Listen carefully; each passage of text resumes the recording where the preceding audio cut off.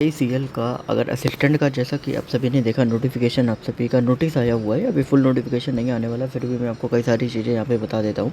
देखो यहाँ पे ये जो स्पेसिफिक एग्जामिनेशन है, जैसा बैंकिंग सेक्टर में होता है उसी तरीके से यहाँ पे एग्जामिनेशन आपके होते हैं।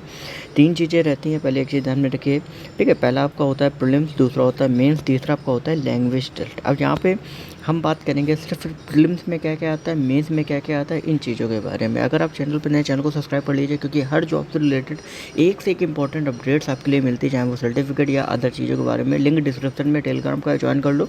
कोई भी क्वेरी हो तो इंस्टाग्राम पे पूछ सकते हो। फटाफट से आते हैं प्रीलिम्स के ऊपर।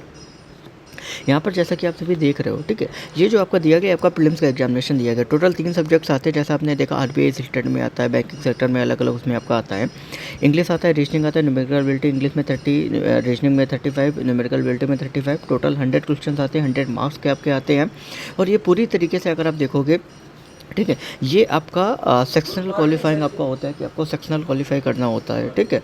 और फिर इसके बाद क्या होता है कि आपके लगभग 7 टाइम कैंडिडेट जो होते हैं वो आपके मेंस एग्जामिनेशन में आपको क्वालिफाई करते हैं, ठीक है। टीएल 2 में 7 टाइम कैंडिडेट जो होते हैं वो आपको क्वालिफाई करते हैं।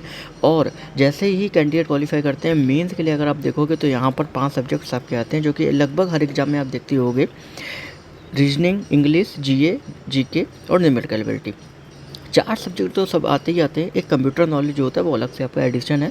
40 क्वेश्चन आते हैं, 200 मार्क्स का रहता है। 200 क्वेश्चन आते हैं, 250 मार्क्स के आता है। डिफरेंस क्या देखने को मिलता है यहाँ पे, रीजनिंग में आपके थोड़े ज़्यादा हो जाते हैं, इंग्लिश में आपका ज़्यादा हो जाता है, ठीक है, जीए में आपका ज़्यादा हो जाता है, जनरल नॉलेज में आपका ज़्यादा हो जाता है, और न्यूमेरिकल एबिलिटी तो सब में 10-10 का जो होता है वो आपका ज़्यादा मार्क्स हो जाता है, तो 250 में रहता है।